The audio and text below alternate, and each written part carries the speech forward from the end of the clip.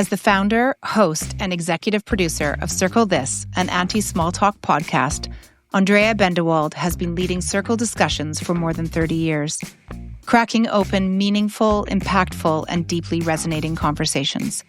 Along with her passion for connection, relationship, human insight, and inspiration in the small moments of shared experiences, laughter, and tears, Andrea, known as Dré, is an actor, performer, teacher, facilitator, mama, friend, and leader and curator of life's small and moving moments. We are thrilled to have Dré join us on this half-betty episode to share more of her circle stories and personal experiences as she navigates her own midlife journey. Hi, everybody. So excited to have both Krista Gruen, co-host and producer of halfbetty, and also Andrea Bendewald, who, what a delight to be able to have had the happenstance or the serendipitous or whatever we want to put around it in terms of the way that we ended up connecting, that allowed for us to now be sitting here today with you joining us because, and I'm giving I don't usually do that. I don't usually give myself the goosebumps, but right now I'm giving myself the goosebumps. The best. Yes. Let's go in the deep end of the pool. Goosebumps out of the gate. Let's fucking go. Let's go. Yeah. Story is the best. You have to tell everybody. Oh, wait. I'll tell you exactly. You mean our bet. sacred synchronicity story? Yes. The sacred. Oh, maybe that's the title. Sacred synchronicity. I like that. Yeah. I like a little alliteration. That's let's beautiful. do it. Okay. Yeah. You want me to tell my version? Yeah, please. Yeah. I'd love it. We were at the incredible event, Hello Sunshine's event, last, I don't know what, October, I think it was. And we were sitting in a workshop led by Peoplehood, and which is basically a council circle-esque workshop that the women that developed Soul Cycle developed this extension called Peoplehood, which was a way to bring people together. They were talking about what I do, which is the art of circling, but they call it Peoplehood. And they offered us a prompt and we wrote down our answer. And this is a way to encourage people on how to connect. So you raised your hand and shared your name's Andrea, my name's Andrea, and what you shared, we were a couple rows away from each other, but what you shared, it's 11:11 right now where I am, so just so you know, I am a llama. As we're telling our sacred story, you shared who you were, what you were going through, and you did it in a very honest, vulnerable way. And if I remember correctly, you had just had a kid go off to college. You were starting a podcast. You were feeling very like at the beginning of a new chapter. And I had just written down, and that was your high and your low, if I'm remembering correctly. That was like your blessing and your challenge. Mm-hmm. That here you were at this time in your life, this midpoint. And I had written down the exact same thing. Oh my gosh. And after you shared, and I remember you feeling very vulnerable, and I thought, well, now I have to share because I want her to feel that she's not alone or that she's supported. So I raised my hand and I even like showed my notes. I said, well, my name's Andrea. I'm starting a podcast. I have my first child going off to college. And you and I looked at each other and we went like this, like eye to eye, like we need to connect after this. Now I have full body chills. We need to connect. And then we did. And it was kind of like an instant like synergy. Mm-hmm. And then we looked at our wrists and we were wearing the same bracelets and we took a picture of it. So we had all of this, and you're from Canada and I'm from LA, and here we met in this clandestine moment. And I was feeling very aggressive. I had just recorded my first 10 episodes of the podcast. Oh, wow. Oh, right. Oh, my gosh. And I had just landed the day before. I had just gotten back from New York, landed, met you ladies, was at Hello Sunshine, the most incredible event ever. It really is. And I had my friend Elise Lunan on my podcast, and she was telling me and sharing, I love her work. I know her. I'm like a huge super fan. And on my podcast, I begged her to tell the story about what she was studying and had just written about on her Substack, which was about the podcast world and how men support men kind of effortlessly, but they also have this very low rate of having female guests, and that women, we need to be even more, my word, not hers, aggressive about how we show up for each other. So I came after you. So I was like, I'm going to do your podcast. We'll do my podcast. We're all going to do your podcast. And you were like, oh, okay. Yes. Okay. So here we are. That's my memory of our sacred synchronicity. That is so good. That's so good. Because, of course, through your lens, there's so many layers that I wouldn't have known of. And at the same time, there's the blend of the same experiences in that. I so appreciate hearing your version and hearing how that moment occurred for you, because the words you've just used to describe that moment, synchronistic, or that there was this connection, this unknown, that we walked into that place not knowing that in that moment we were going to meet one another in that way. All of that is exactly how I would describe through my lens. To back up just a wee bit, I took this trip with Krista down to LA from where we both live in Vancouver. And Krista said to me, I'm going to this conference. If you'd like to come, I think you'd really enjoy it. I didn't look up the conference. I didn't go to the website. I didn't even know what it was for. And I said, okay, yes. And that was a big moment because it went against my perhaps typical way of behaving, which was to, deep dive and research and figure everything out and make sure that I knew what I was doing. But it was because of the place I was in my life at that moment. So having just seen my youngest daughter off to university, taken my oldest daughter to university in Denmark, leaving my career and job that had spanned 30 years, and launching a podcast of which I'd never done before.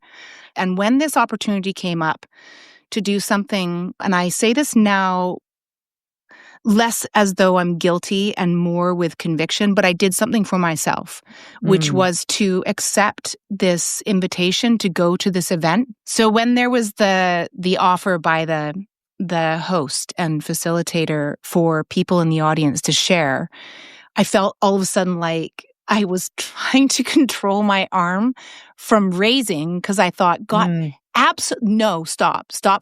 And then all of a sudden, my hand was in the air. And then I just went with it, which is when I shared, which was very scary. And when I did share, I heard a voice behind me that said, hey, Andrea, let's meet up afterwards. I've had just the same experience, and I relate to what you've just shared so much. As I told you, Dré, it's amongst one of the most, it was just a very impactful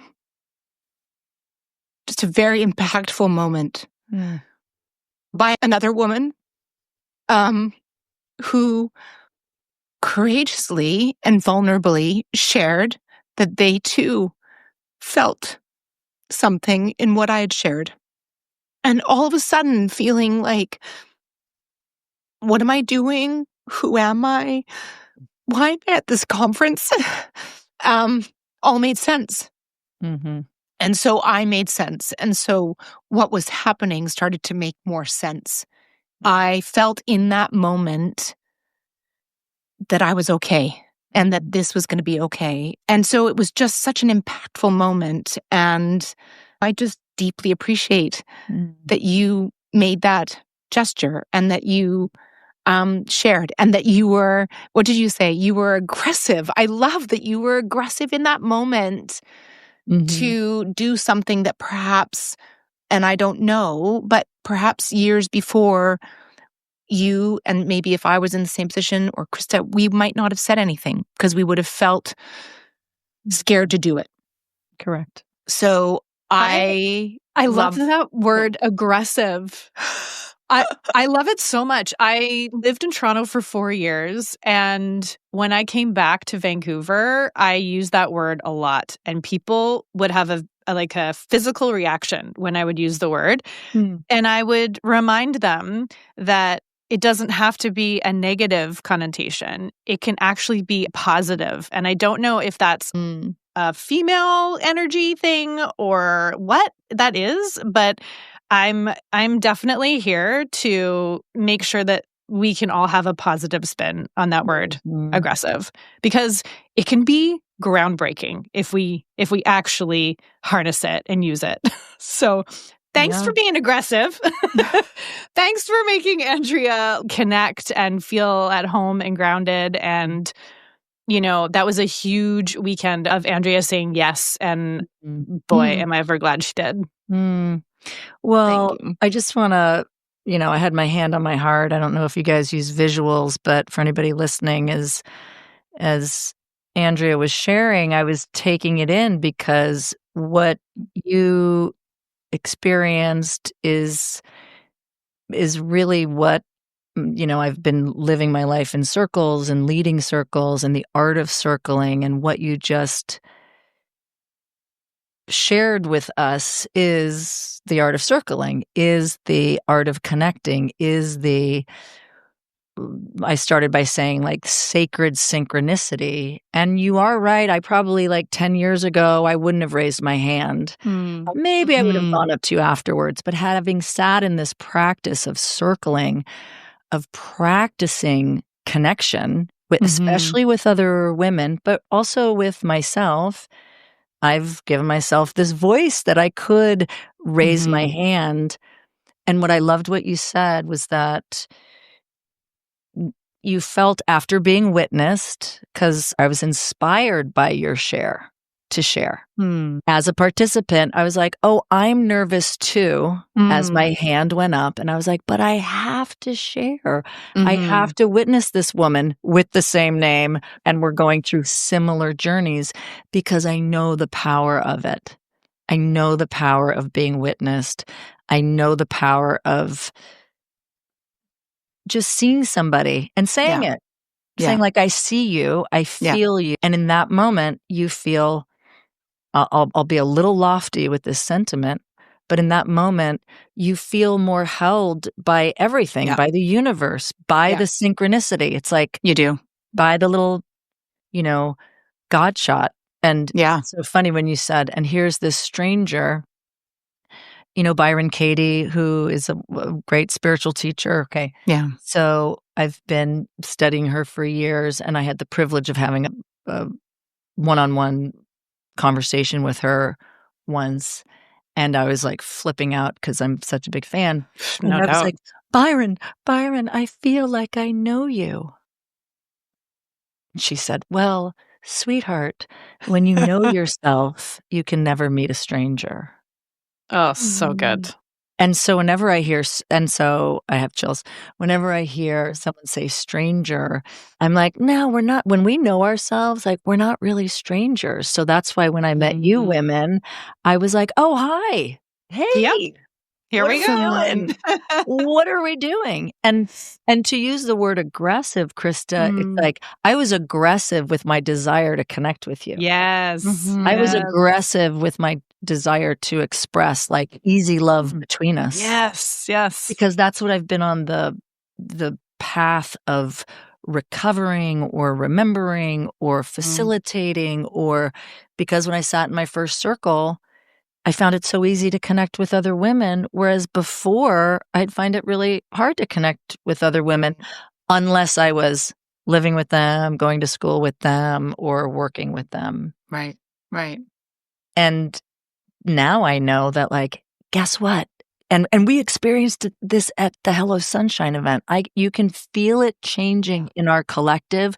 Women aren't just competing with other women anymore. Now we're aggressively reaching out. Reese talked about this a lot during her seminars. She was like, no, it behooves me to help all of you. And we all felt it in the audience. We were all like, yeah, what are we doing? women That's feel right. so much more natural going like, I love you. I want to help you. What are we doing? 100%. Where are we going? How can I help you? How can I promote your podcast? Tell me, I want to do it. Yeah, How can I promote your book? with no intent of selfishness behind it. True authenticity, true desire to actually help because you want to help them. You know why? Because helping and giving is our nature, and it feels really good. Yeah. And I love to talk about how giving and receiving is one and the same. So you ladies giving to me feels like amazing, and it feels amazing for you to give to me, and me giving to you feels amazing, and you receiving feels. It's reciprocal. Yeah. 100%. But we had to. I think I did. I'll speak for myself. I had to get really conscious about it because I was raised in a culture that told me, like, just be the giver. Just be the giver, Right. be the good girl, be the doer, Right. be of service, don't ask for too much, Right. and be humble and be humble. Is that the right word? Yeah. Be grateful for what you're given and don't ask for too much, but be of service to everybody. Yep. Oh, that was a big lesson. Receiving was very uncomfortable. I had to learn how to receive. And so I love leading circles for women, and I can spot you a mile away when you're a do-gooder and like you're out of balance and out of whack with receiving. I can spot you a mile away. And I'll do an exercise where they have to receive. Yes. They have to get better at receiving. And I like to say, like, how dare you only be a giver? How selfish of you. And they're like, what are you talking about? I was like, if you're doing all the giving, how good does it feel to give? It feels great, right? Yeah. Okay. Why are you denying everybody else the same glory? That is such an interesting way to shift. It's huge. That reframing is mind-blowing. It kind of leans into this space of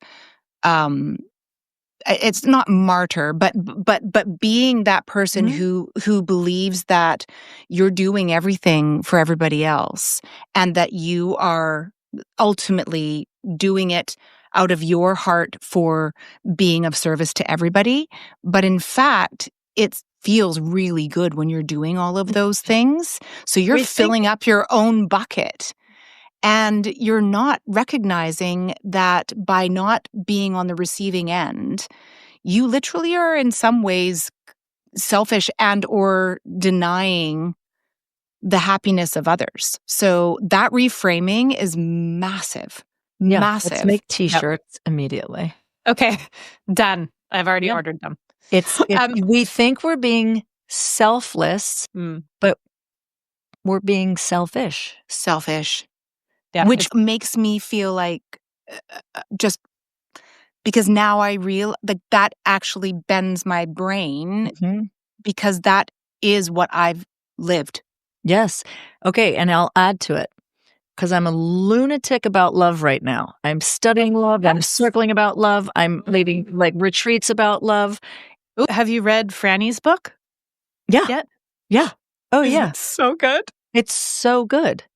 We're talking about how to find true love. Yeah, Francesca Hoagie's book. Yes. And just to sidestep for 1 second, Franny and Connor were both leading that workshop of course, that Peoplehood were putting on, the event that we all met at. So yes, that is correct. Love. Okay, getting back to love. Getting back to love. Let's say you ladies decide to send me a gift in gratitude for doing your podcast. Right? Let's just say, where can we send you a book or a t-shirt or something? And I go, no. I'm okay.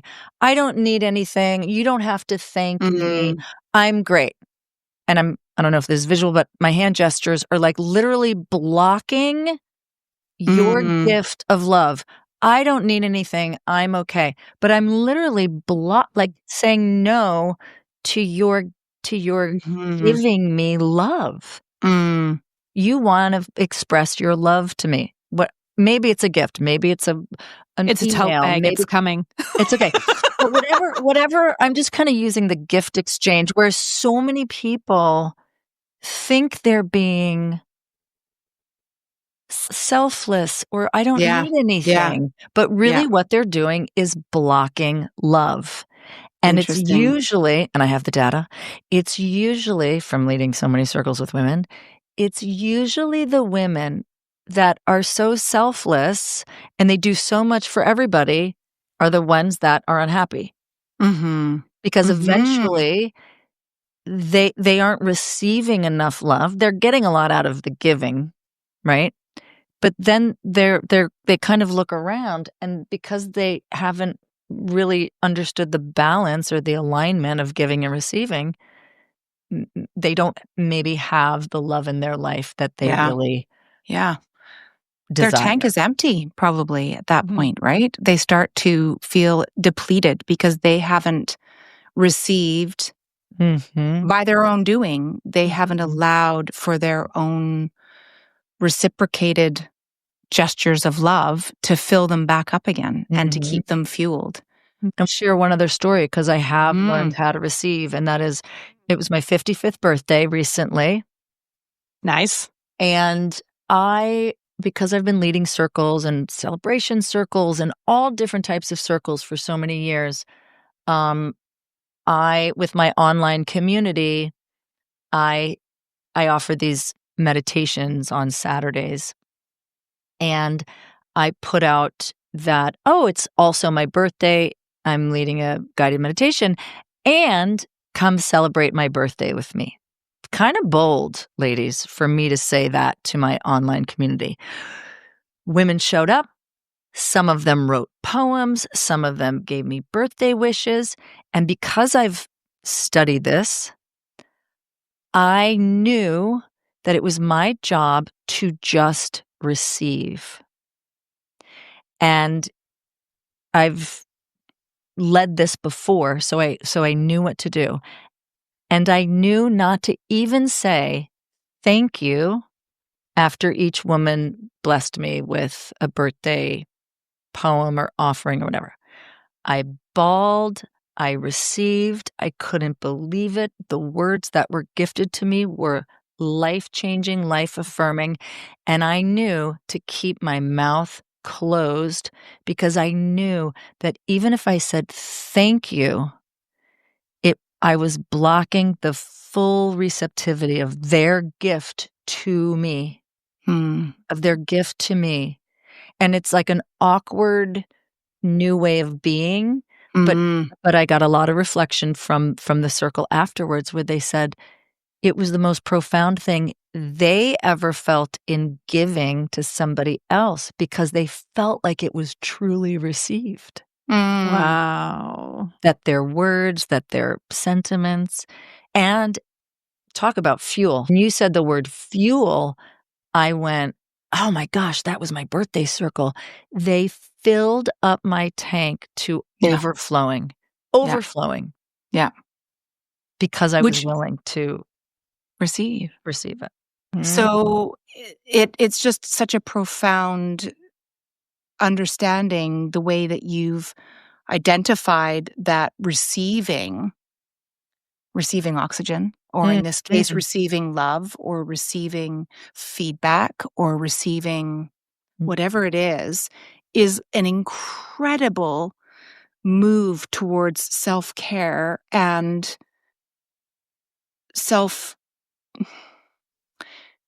just self, like being able to continue as self and then doing all the things that you know that you can do and impact around you. So I love just this departure from what we've maybe dabbled around or talked around in a certain way, and having it being grounded in this way of describing receiving. It's incredibly moving. Hey friends, have you heard about Loba? If you take vitamins or supplements, you need to.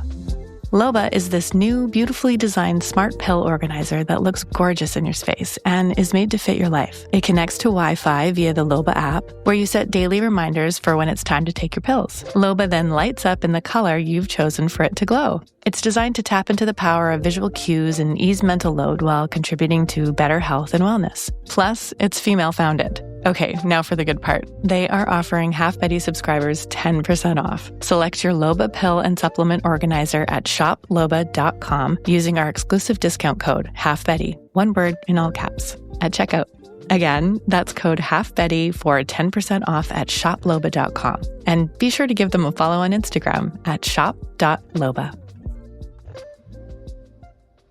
So I have twin boys. They're 9. And before they were born, I was 39 when I had them. And before they were born, I told everybody, I don't want any help. I don't want anyone to come over to the house. I want 2 weeks for my husband and I to make a mess and to stumble and fall and to do all the things and to try to just figure this out on our own.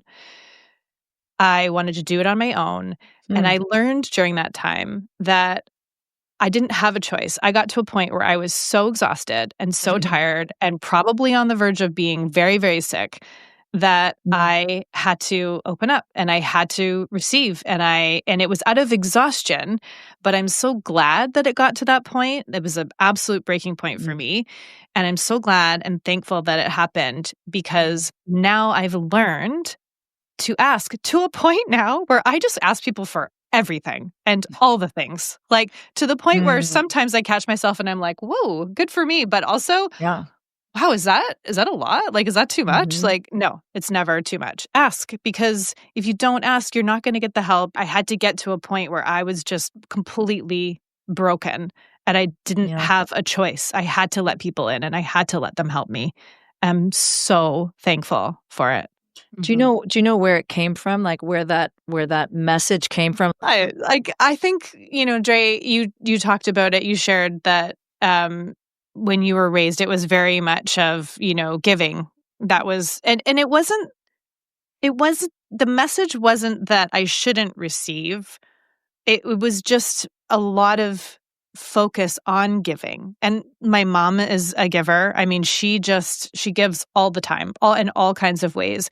And I think, you can look at the people that raise you, you can look at their actions, you can hear their words and remember how you felt and what was right, and not necessarily what was wrong, but what was right and what was mirrored to you.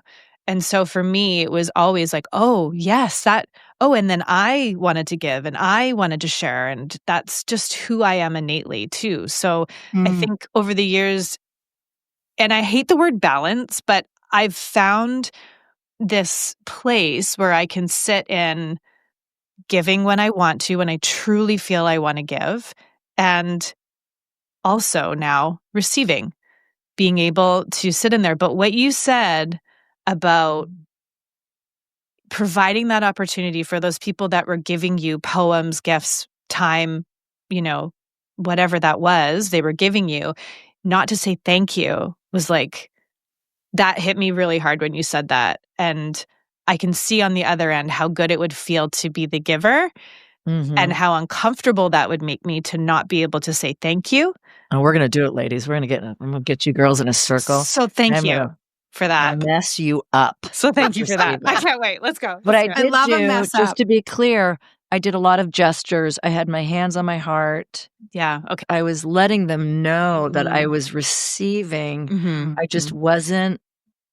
Now I'm going to thank you. Now I'm going to tell you how much I love you. Now I'm going to be like, that means so much to me. I just was like, it was a more energy almost. It was like an energy exchange. Like I want to say like maybe the word grace, or like I was, I was experiencing more grace by not saying anything. Like it was more profound for me. And this is the practice of deep listening in circles. It was more profound just to take it in and not respond. But I was taught to do that. I learned this practice. So now I love to teach this practice because I learned it. I was forced. I was forced to learn it from my spiritual teacher. She made me plan a receiving day where I had to ask. Tell me about that. What? Oh, that makes me uncomfortable. I'm sweating. Because I was such a bad receiver. I was an overgiver. I was a codependent lunatic. I was everybody's best friend. I showed up for everything. I was at your bedside, your hospital side, your birthing side, your death side, like you name it. If there was a side to be at, I was there, and I was depressed. Remember when I said, like, those overgivers, those ladies tend to be the most unhappy? That was me. That was me. Everybody loved me. They could always count on me, but everybody else was creating the lives they wanted, and I was, like, not where I wanted to be because I wasn't in my own life. I was taking care of everybody else. So I was like an Olympian codependent, a gold medalist. And my teacher, spiritual teacher, Nanielle, who's no longer with us, she was like, I'm assigning you a receiving day. What's that? Well, you're going to ask, I can't remember if there was a number of friends, but like your closest friends, and they have to come and they have to do something for you on this day, and all you can do is receive. And the embellished story that I'm telling myself now that I'm telling you is that she told me I wasn't allowed to say thank you. That's my memory. But maybe I probably did say thank you. But so I had to ask Krista, I love your lunches. Will you bring me lunch? And Andrea, I love that you write poetry. Will you write me a poem or draw me a picture? Send me one of your quotes that you write so beautifully. Whatever it was, like I had to ask you to do it for me. Are you dying? Are you sweating now? Yeah. Do it for me. And this was before I had kids, so I was young, I was like 33, 4, 5 maybe. And my friends were like, yeah, what are we doing? Okay, what do you want? Like my friends, they didn't care. They loved me, right? And to me, it was like I was rearranging my own DNA. For them, it was the greatest, easiest thing in the world. Why? Because I had given them so much. It's so I had wild. To sit, and I was so uncomfortable, ladies. But I got it. Well, you've just done an enormous reveal of so much that I'm relating to, and I think by seeing Krista, I'm just nodding. I feel like one of those things that I've heard and read a little bit is this sense that when you listen to somebody sharing their own personal story or reflection, that listening, you acknowledge, you create the space and you acknowledge. As soon as you move into saying anything, you've moved beyond listening. So now you're providing something. And so I go back and forth in that space of when somebody shares something, acknowledging and then moving on, or acknowledging and then sometimes reflecting your own experience when you hear that story. You're really good at that. You're really good at listening and then saying back what you heard as like a recap. Oh, well, I appreciate that. You're really good at it. Okay. Well, thank you. What I don't want to do in my tendency to be verbose is overshare my my experience to then take away from what I've just heard. And so right now, full truth, all I want to do is go, oh my gosh, Dré, everything you just said. I have this story and I know exactly what you're saying and I feel, and so I would love to go down that path. But what I will do, because this is part of the art of practice, is I will say, I so deeply appreciate that first of all, your own personal story of how you've moved and you are continuing to move down this path of shifting and practicing. So one, I appreciate that this is a practice and that you've shared how it's worked for you, because I feel like that's something that people can take away. And so it's that relatability piece that I just feel so deeply connected to, because I recognize the Olympian or the gold medal winning Olympian. Actually, you know what? I think we'll have to have a runoff, because I recognize so much of what you've just described as being my own behaviors. So perhaps it's even generationally, more deeply connected. It's deep, ladies. I mean, I'm really, that Elise's book, Years of Circling, and Elise Lunen's book, The 7 Deadly Sins and the Price Women Pay to Be Good, is how deeply ingrained it is in us to be good, that we're kind of programmed to be good and to be of service and to be helpers and to not put on our oxygen mask first.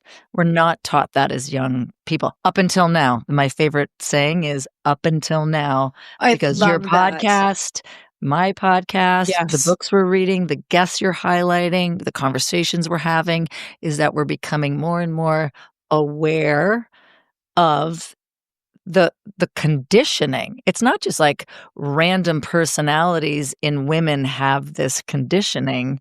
Yeah. It's patriarchy, it's culture, it's systemic. And generational. Yeah. And generational. And generational. Right? Yeah. Yes. Passed down generationally. Yes. Yeah. And how do we undo it? We share stories, we share tools, practices, epiphanies, connections, and we model and experience the opposite, and how much better that feels and how much it benefits our lives, our children, our families, our communities. So it's exciting. I think we're in exciting times of sharing. And I really want to honor you, Andrea, for doing what you just did, which is you received what I shared.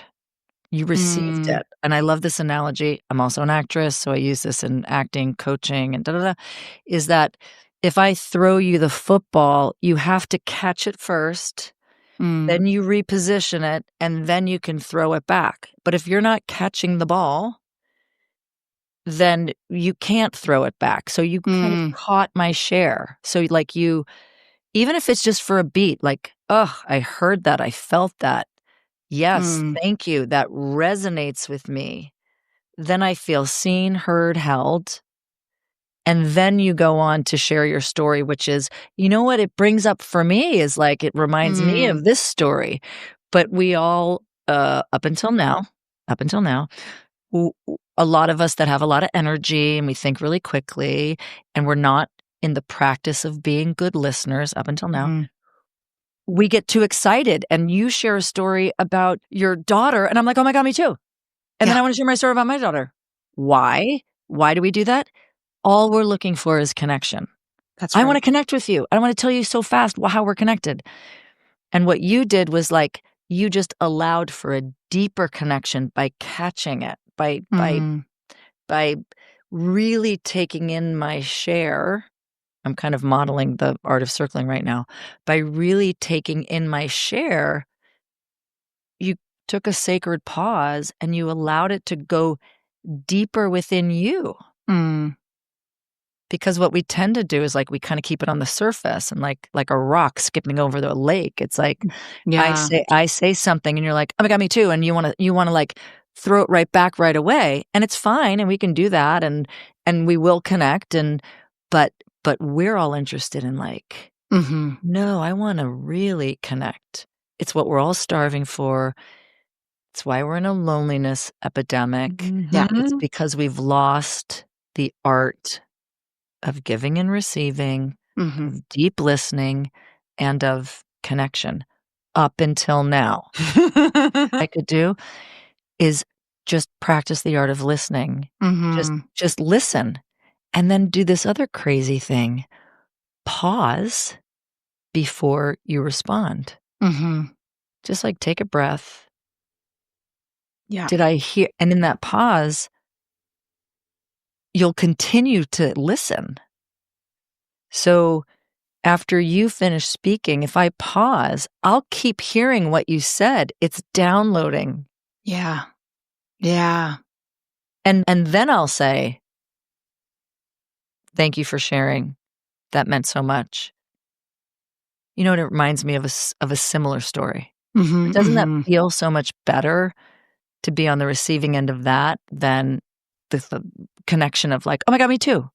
Mm-hmm. My mom used to do that. God bless my mom. I love my mom. But my mom was a horrible listener.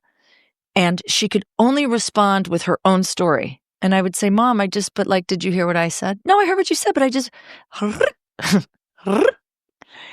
Yeah. and I craved her to just hear me. And I say to women all the time, I'm like, I'm cursing too much on your podcast. No, it's great. Like, no, it's all good. I say it's so great. Like, you really want to fuck somebody up? Listen to them. Like, you will change their world. Listen to your kids. 100%. Don't respond. Like, count to 10 after they finish speaking. Count to 10. They'll keep talking most of the time. Exactly. And then they keep sharing more. They will keep talking. And more. Yes. And they'll go deeper. Experience. I just had a conversation about this. Someone was asking me, they said, you know, you hold space really well. How do you hold space for people? And I said, oh, that's interesting. I never thought about it. Well, I think it's because maybe I'm holding myself as I'm listening. Mm. So you could be telling me about, something alarming that happened to you, and I'm holding myself as I'm listening to you. I'm not going, oh my God, your house was on fire. Then what happened? I'm not in the fire with you. I'm holding myself.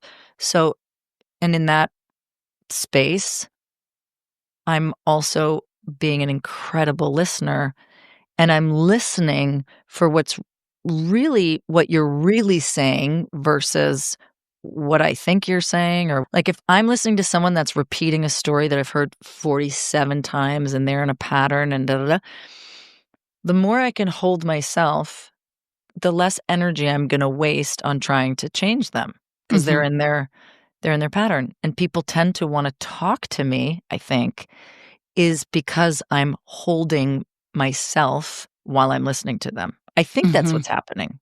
That makes sense. Yeah. Yeah. I'm being more present with them.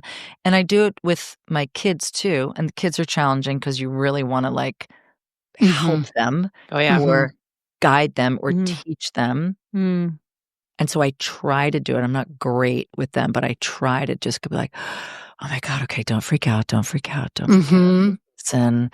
Okay, they're saying that thing that drives you crazy. Just listen. Just listen. Oh, it's not that bad. Oh, they're actually unpacking it just fine. Oh, they actually know a thing or two. But if I'm so busy interrupting them, if I'm like, yeah, but you shouldn't have said that because, and why are you doing that when you should be doing this? They're not able to get to their own sense of self, security, and wisdom. If I'm not holding myself and so busy projecting onto them, my childhood fears. Yeah. That. Do you think that there's a connection between loneliness and listening? We'll use this podcast conversation, for example, where it started, which was Andrea felt less alone in that group that we were in when she felt that I heard her. So there it is. So she felt heard. I heard her. I was listening. I reflected back to her like, hey, yeah, me too. And she felt less alone. So that has to do with listening or active listening. So yeah, you feel less alone when you hear someone else's story and you hear yourself in their story. I mean, that's literally why I fell in love with circling, is because the first circle I sat in at age 24 up in Laurel Canyon, I felt less alone. Nobody was saying, I'll be your best friend forever and here are the keys to Hollywood. Nope. There were women sharing their stories, and they were women that I thought were like bigger, better, more successful, had it all figured out. They were older, richer, whatever it was, whatever I was projecting onto them. And, the woman across from me, I think she was a director or a producer. Anyway, she had a career. And I thought she has it all figured out. She's amazing. And she shared a fear, a challenge, a struggle. And I instantly felt less alone. Mm-hmm. And all I did was hear her story. Mm-hmm. I didn't, like I said, there was no, she wasn't telling me she was going to be my best friend and now I was going to be less alone. It's that I felt less alone with the stories that I was living with. Mm-hmm. Or if you hear a story of someone that's kept a secret for a long time and you hear their secret and you're like, oh my God, they were brave enough to share their secret. Mm-hmm. I have secrets too. Oh, I feel less alone because guess what? Sometimes their secrets are the same as my secrets. I have shame about this. I have fear about that. This happened to me. I don't know how I'm going to pay the rent, and someone else confesses the same thing. Or about motherhood. Mm-hmm. I thought I had to do everything on my own. Oh my God, me too. I didn't know how to ask for help. Oh my God, me too. Mm-hmm. I thought I had to, get my body back after 6 months, and I actually was gaining more weight. Oh my God, me too. Oh, I had a horrible time challenge breastfeeding. Oh my God, me too. I mean, and on and on and on. So yes, thanks for the prompt, because listening and hearing yourself and other people's stories instantly connects you. Yeah. And you feel less alone. Yeah. That's such a great question, Krista. And Dré, you identifying the scenarios that can happen that can create that connection remind us that all of our interactions with people count. We don't know how those interactions are going to impact somebody. Because in those moments, we've created either small or larger spaces of listening. It really helps to reinforce that in a world that is now probably the most it's ever been connected because of technology, because of all of the tools that we have to connect with people, that we also have probably the biggest percentage of lonely people than we've ever had.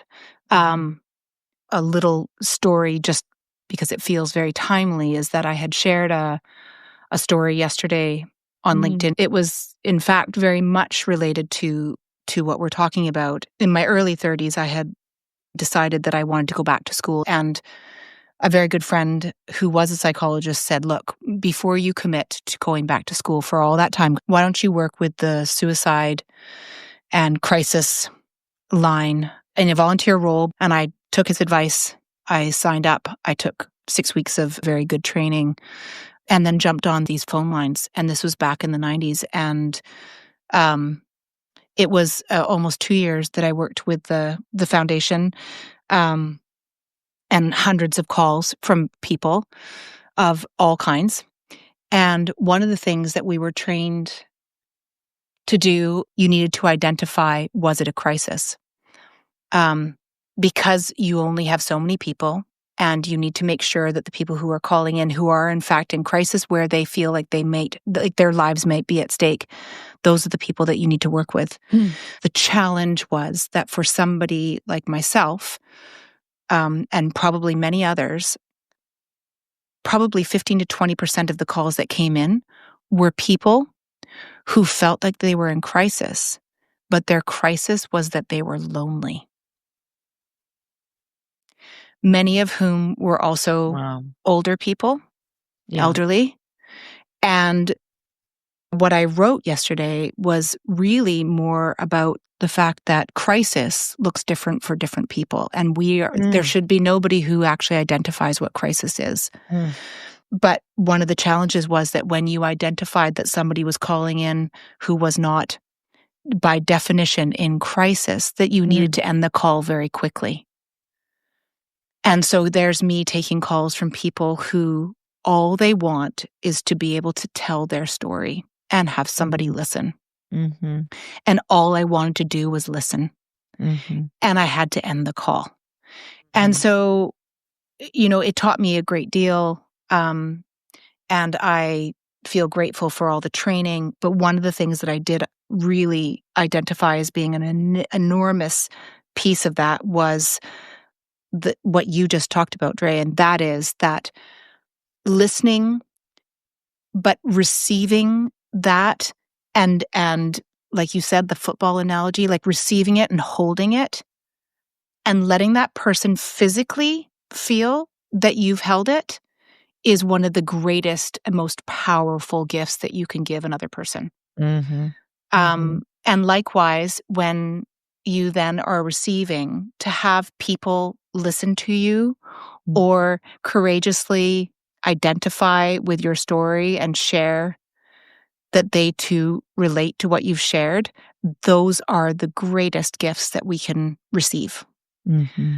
And this space that we're all in, this call, this work that we're doing, your circling, the podcasts, the conversations, whatever it is, those moments are what are, I believe, the things that can rewrite the way that we have been living, experiencing interaction and connection. We get to rewrite that narrative.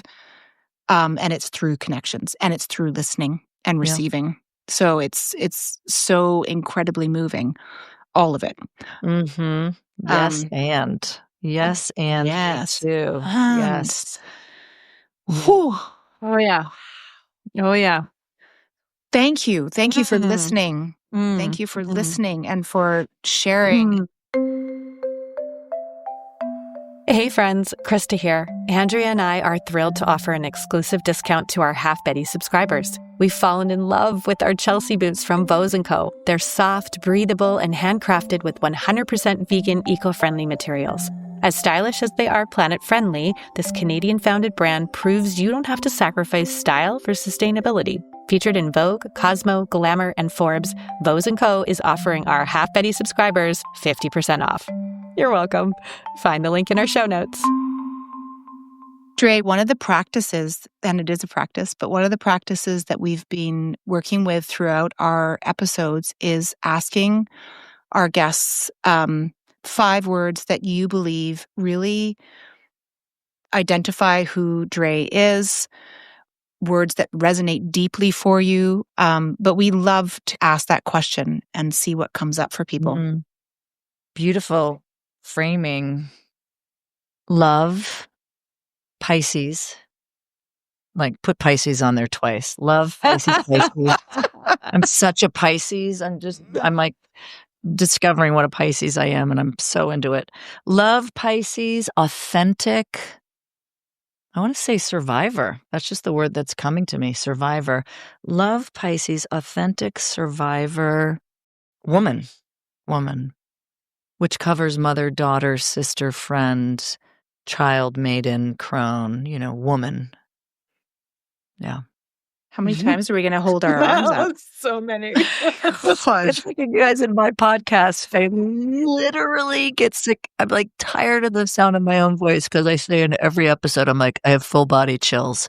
So I'm so excited that the 3 of us have had repetitive chills from the time we started. Which, you know what chills are? I learned this from my friend Lorax, who's this incredible body whisperer, is that it's our fascia that gives us chills. And that it's our, I'm going to say this badly, I wish I could quote her perfectly, but it's our divine intelligence. Oh my gosh, you just used it. So right? Yes. It's not our brain. Yes. It's not like, oh, I think it, I get chills. It's like, no, we're feeling into us. It's like our 6th sense. It's our spiritual antenna. Yeah. That's our fascia. That's giving us chills. Yeah. So like sometimes you'll get it back here, the back of your head. Sometimes you'll get it on your arms. full body chills. Mm-hmm. So in the years that you consider those midlife years, was there something that you think stands out that became a little bit of a transformative moment? In midlife, something that happened in midlife recently at 55. Two stories come to mind, and I refer to these type of events as happenings. So it wasn't something that I plotted or planned or attended. It was just something that happened to me. And I don't really know what it was, but I was taking a bath and I started saying the Ho'oponopono prayer. And if you don't know what that is, it's a Hawaiian prayer that is a healing prayer. I just started saying, I'm sorry, please forgive me, thank you, I love you. That's the whole prayer. And this happened a couple of years ago, and I don't know what was happening, but I went into well, now I do know what was happening, but I, at the time, did not know what was happening. I went into like a midlife review, and I went into a trance. Again, I didn't set out to do this. It like happened through me. And look, I spent a lot of time in circles opening up my channel to receive guidance. So I was being guided, I think, but I wasn't in a ceremony. I was in the bathtub with like some Himalayan salt and rose petals. And I start saying this prayer, but I go back to like childhood, to my earliest memory. And I'm saying the prayer to every person, place, thing, event. I'm sorry, please forgive me, thank you, I love you. To my parents, to family members, to complicated scenarios that happened to me when I was a child, like going into some trauma and like saying the prayer. Like sometimes I would get stuck on an image and I would say it until I would move past it. And I got up to current day and I said it to everybody in my life. And I think I was going through an initiation or a transformation at midlife so that I could be more free and clear from the past as I was transitioning into this. And now we're headed in this direction, which is, they say midlife, it's like if like we're looking at it as like an arc, it's like you're trying to get to this point. You get to this point, the midpoint, and then you're looking at your return point. So now the next however many years are about me going into the return of the life cycle. So how am I going to approach my return? I know my past, but something was happening, ladies. I don't know, but I was in a midlife review. And I had a beautiful episode on my podcast with Maria Bello, who talks about midwifing midlife and seeing it as an opportunity and not as a crisis. And I didn't know it then, but I was not only going through a review, but I was going through a healing review. So I went back, and through that healing prayer, I was making amends to people with that prayer. I was forgiving people with that prayer. I was forgiving myself with that prayer. I say that prayer for myself a lot too. I'm sorry, please forgive me. Thank you. I love you. And I was saying it for the people that I was currently in conflict with.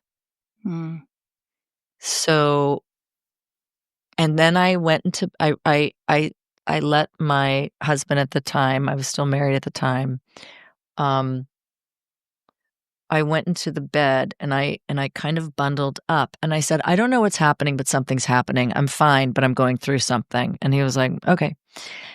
And I laid in bed and maybe like 4 or 5 times my body just jolted. And I don't know what that was either. But now I'm curious, wondering maybe I was releasing old stories. Yeah, something was leaving my body. Something was working its way out. the circuitry. So that's the story. And then I had one other story similar, probably connected in that same year, where I just grieved. I cried, and it was all about my life up until then. I was in review and going, like, how did I get here?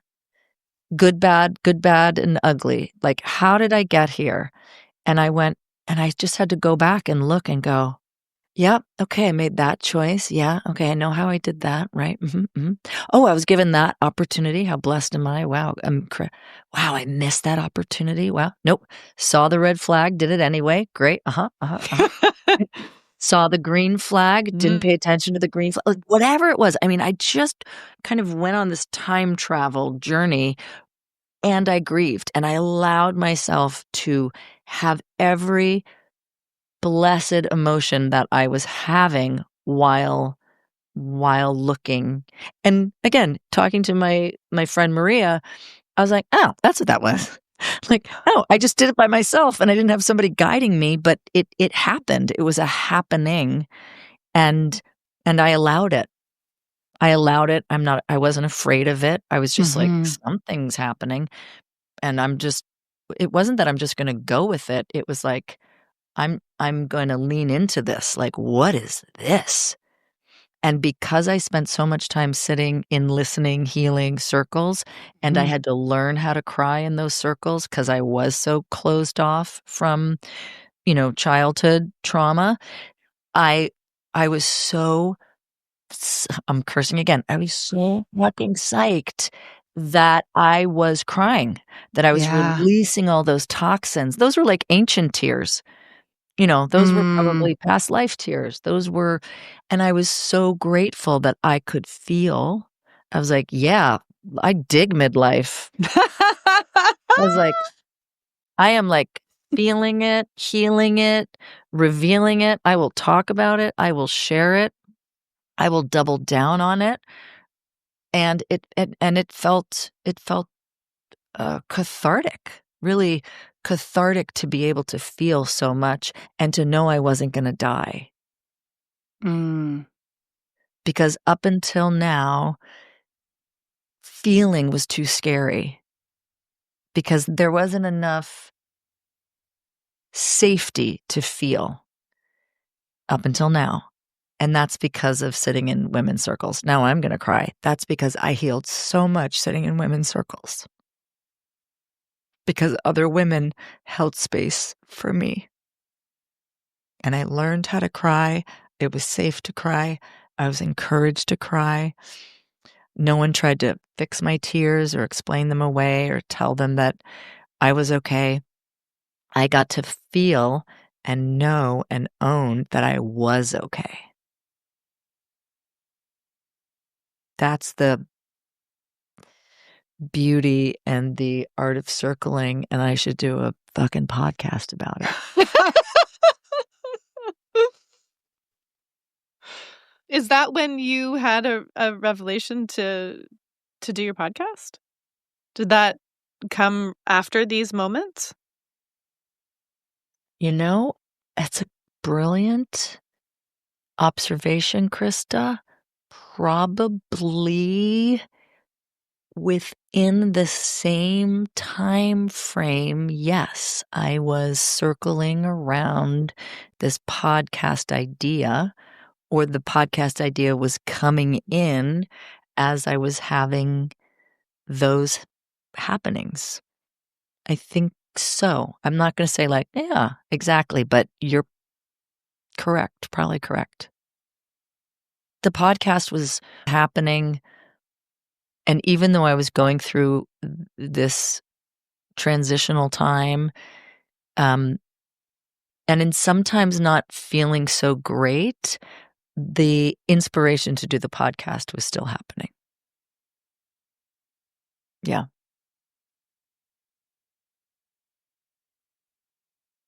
Yeah. Full circle. Full circle.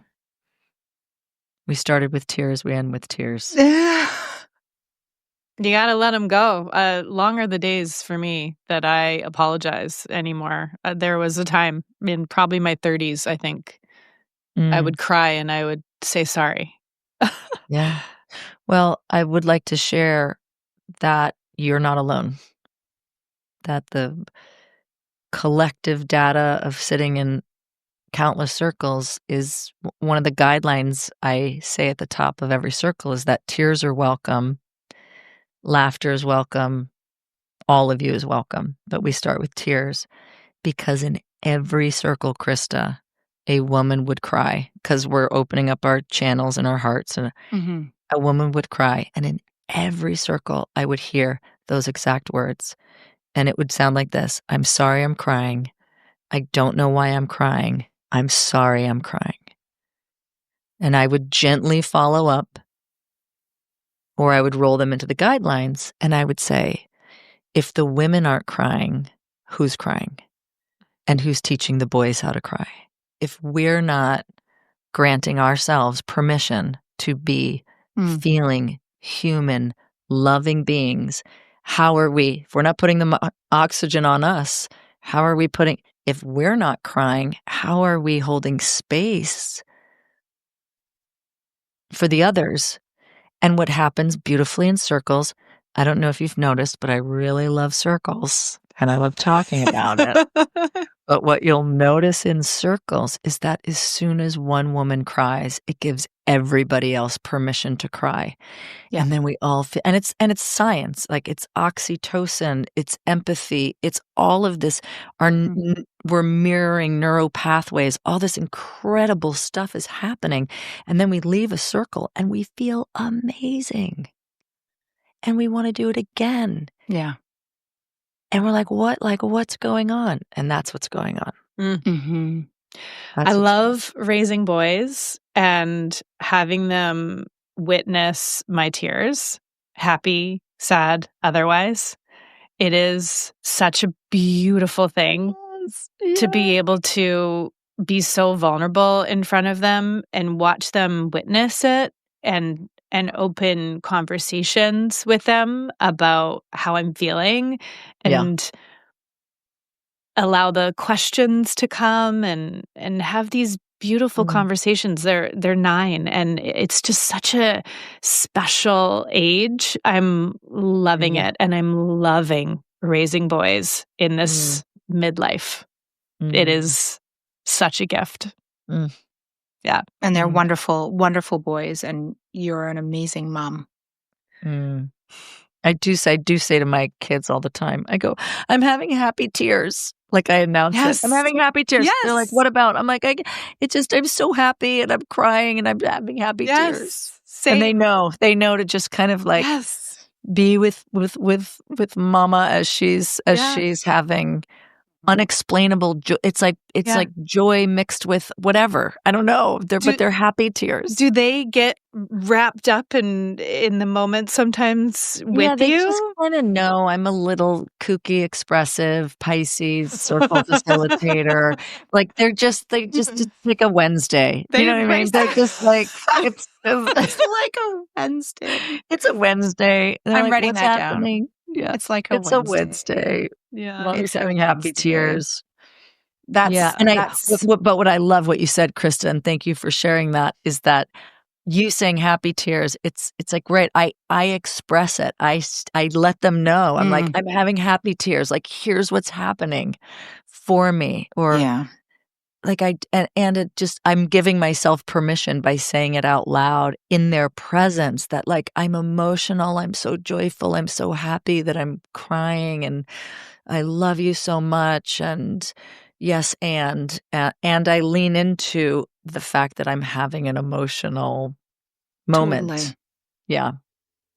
I love that. That's the new norm. That's the new norm. Yes. Yeah.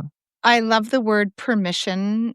Yes. Because I think all humans are cueing from what is and isn't allowed, or what is and isn't good, right? Yes. So we look around without thinking about it. Our brains are constantly looking for something that is dangerous or something that is going to need our attention because we need to get away.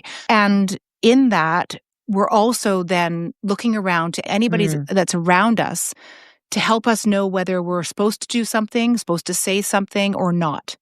Yeah. And so in that, what society has created is, and cultures and, all those things have created, it's okay to cry. It's not okay to cry. Correct. And largely, it's not okay to cry. Or it's not okay to receive and not have to give all the time. Or it's not okay to be a little aggressive. So we're always looking for permission. So if we model the behaviors around our children, we are sharing with them that they don't need permission. Mm-hmm. This space is okay for you to respond and behave and show up the way that you authentically are showing up.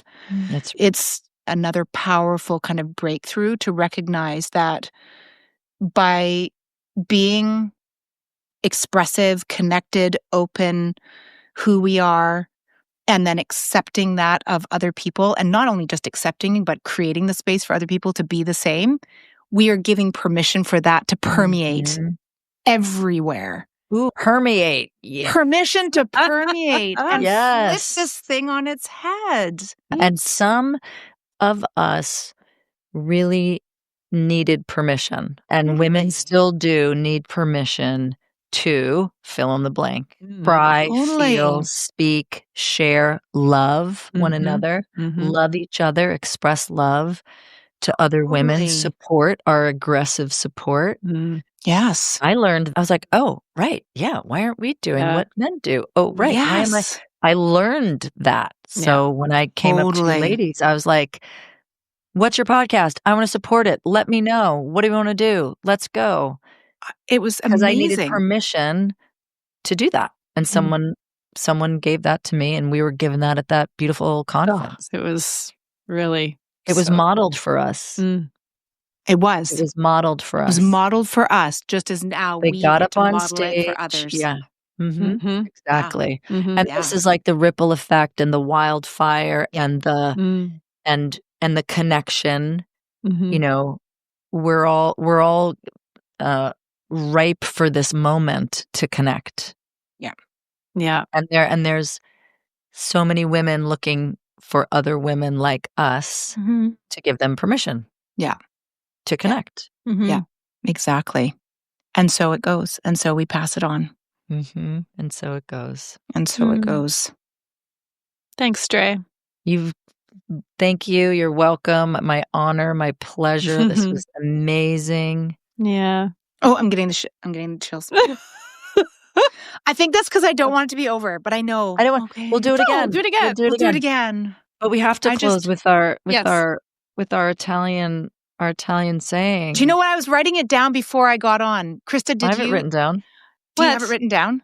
Okay. I do have it written down. I do, but I wanted to put it up on this board that you can't see off to the side here, which says stretch your head, which is one of my things. But also, I was going to write it and put it up here, which was Ti voglio bene. Yeah, ti voglio bene, which is I love you to a sacred friend. Ti voglio bene. Like you don't say it to a lover. It's what you say to someone that is who you love in that way. Ti voglio bene. Ti voglio bene.